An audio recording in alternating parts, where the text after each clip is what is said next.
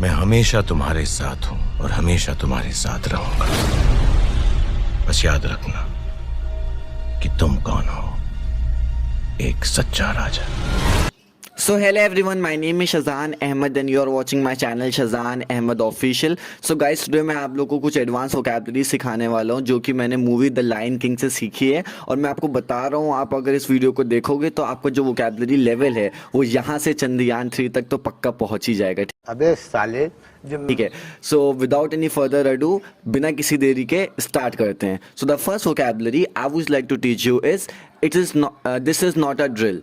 This is not a drill, इसका क्या मतलब होता है? बेसिकली इसके दो मतलब होते हैं। इसके ये पहला मतलब ये होता है कि मैं मजाक नहीं कर रहा हूँ यार, ये सच है, मैं मजाक नहीं कर रहा हूँ। फॉर एग्जाम्पल आप अपने दोस्त को, यार मेरी कल ही ना शादी हो रही है यार, मेरी कल मैं बहुत दुखी हूँ यार मेरे, तो आप क्या बोल सकते हो? आप ये बोल सकते हो this is not a drill, I am feeling sad because my marriage is taking place tomorrow. This is not a drill, I am feeling sad and my marriage is taking place tomorrow. So आप इसको ऐसे बोल सकते हो। और second meaning क्या होती है इसकी? सेकेंड मीनिंग ये होती है, अगर आप मान लो कोई स्पीच दे रहे हो और कोई अनाउंसमेंट कर रहे हो, तो अगर आप लोग को ऑडियंस का ध्यान खींचना है तो आप उसको इंग्लिश में ऐसे भी बोल सकते हो। जैसे फॉर एग्जांपल मुझे अनाउंसमेंट करनी है कि अगले 3-4 घंटे में अर्थक्वेक आ सकता है, तो मैं उसको कैसे बोल सकता हूँ? मैं उसको ऐसे बोल सकता हूँ, this is not a drill, we might experience an earthquake in the next 3 or 4 hours। This is not a drill, we might experience an earthquake in the next 3 or 4 hours। तो आप इसको ऐसे बोल सकते हो।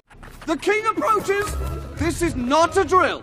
His Majesty. So the next vocabulary I would like to teach you is it must have slip my mind. It must have slip my mind, तो इसका क्या मतलब होता है? इसका ये मतलब नहीं होता है कोई चीज़ लिटरली आपके दिमाग से निकल गई है। इसका ये मतलब होता है किसी भी चीज़ को का दिमाग से उतर जाना है, या फिर आप जब भूल जाते हो, आप बोलते नहीं हो यार अक्सर कि यार मेरे दिमाग से उतर गया, तो आप उसको इंग्लिश में ऐसे बोल सकते हो। फॉर एग्जाम्पल जैसे कि आपकी मम्मी आपसे आप बाहर जाओ घूमने के लिए और आपकी मम्मी आपसे बोले यार धनिया ला देना, और आप जब बाहर जाओ तो आप इधर उधर देखते हो, दोस्तों से बात करते हो और आप भूल जाते हो। ठीक है, फिर अब घर वापस आते हो, फिर मम्मी कहती है आपसे भैया धनिया तो लाई नहीं, तो आप उसको इंग्लिश में कैसे बोल सकते हो? आप उसको इंग्लिश में बोल सकते हो, it must have slip my mind, mummy मेरे दिमाग से उतर गई होगी। गद्दारी कर बे, तोरी बहन के चुदो गद्दारी कर बे। Must have slipped my mind. So now the next vocabulary I would like to teach you is to get the lion's share of something. To get the lion's share of something, तो इसका क्या मतलब होता है? इसका ये मतलब होता है किसी भी बड़ी चीज़ का, किसी भी चीज़ का बड़ा हिस्सा, किसी भी चीज़ का बड़ा हिस्सा। फॉर एग्जांपल जैसे मेरे पापा हैं, जब कभी भी वो मिठाइयाँ लाते हैं घर पे, तो सबसे ज़्यादा जो हिस्सा होता है वो मुझे मिलता है, क्योंकि मैं बहुत भुक्कड़ इंसान हूँ। ठीक है, मैं बस खाता रहता हूँ खाता रहता हूँ खाता रहता हूँ, पता नहीं ये जा कहाँ रहा है। समझ रहे हो? समझ रहे हो? समझ रहे हो ना? मेरी पर्सनैलिटी के हिसाब से तो नहीं लगता मैं भुक्कड़ हूँ, लेकिन मैं बहुत भुक्कड़ हूँ। ठीक है, जैसे कि मुझे एग्जांपल में बोलना हो कि मेरे जब कभी भी मेरे पापा मिठाइयाँ लाते हैं तो सबसे ज़्यादा हिस्सा मुझे मिलता है। जब कभी भी मेरे पापा मिठाइयाँ लाते हैं तो सबसे ज़्यादा हिस्सा मुझे मिलता है। तो आप उसको इंग्लिश में कैसे बोलोगे? आप उसको इंग्लिश में बोल सकते हो, when ever my father brings the sweets, when ever my father brings the sweet I always get the lion's share of it. Whenever my father brings the sweets, I always get the lion's share of it. Well, as far as brains go, I got the lion's share. Now the next vocabulary I would like to teach you is basically दो word हैं और दोनों same ही हैं, आपको जो अच्छा लगे आप वो यूज़ कर लेना।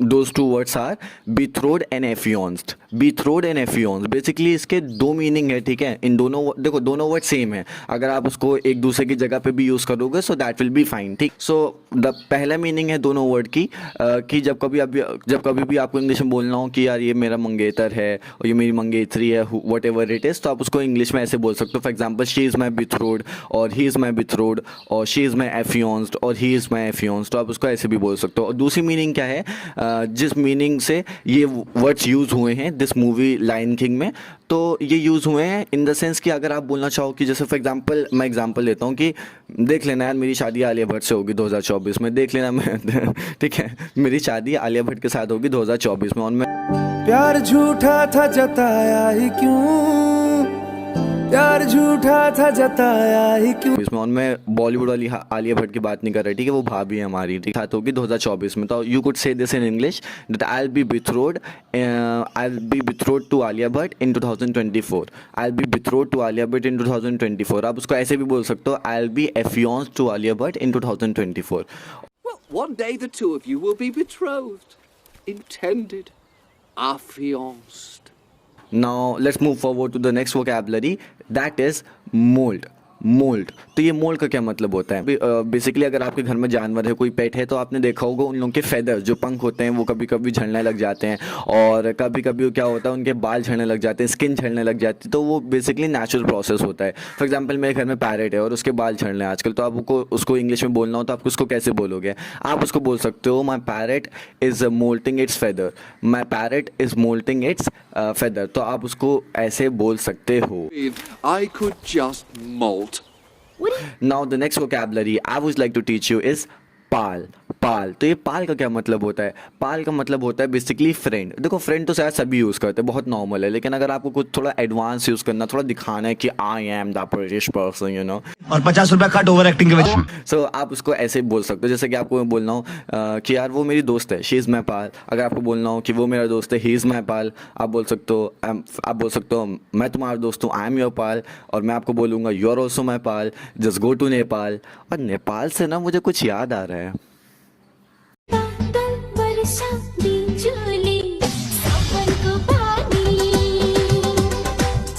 Okay. Anyhow. We're pals, right? Right. And we'll always. Okay. Now let's move forward to the last but not the least vocabulary that I would like to teach you today, and that is Hakuna Matata. Basically, I don't know whether it is present in the dictionary or not.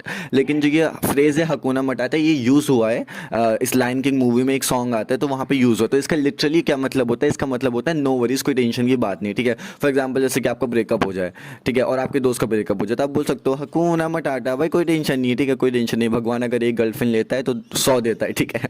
और breakup की क्या है यार, like सबका ही होता रहता है. Ma'am मेरा ही देख लो यार, मेरा 13 बार हुआ है, सलमान भाई का 5 बार हुआ है, अभी यू नो बिल गेट्स का भी हो गया, इलॉन मस्क का भी हो ही जाएगा पक्का.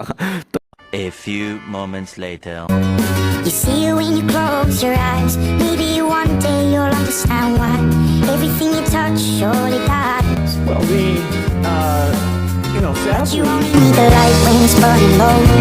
Only miss the sun when it starts to snow. like I said, I thought they would probably fail. तो Hakuna Matata, कोई टेंशन वाली बात नहीं.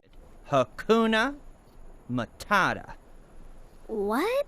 Hakuna Matata! So I hope guys you might have liked this video and आपको कुछ सीखने को मिला होगा, बहुत मज़ा भी आया होगा. तो अगर अच्छी लगे वीडियो तो लाइक कर देना, बहुत अच्छी लगे तो शेयर कर देना, और बहुत ही अच्छे लगे तो अपने बाबू सोना को सेंड कर देना. ठीक है. बहुत तेज हो रहा है, बहुत तेज हो रहा है. So until then, to take yourself, bye bye and see ya, and I really love you.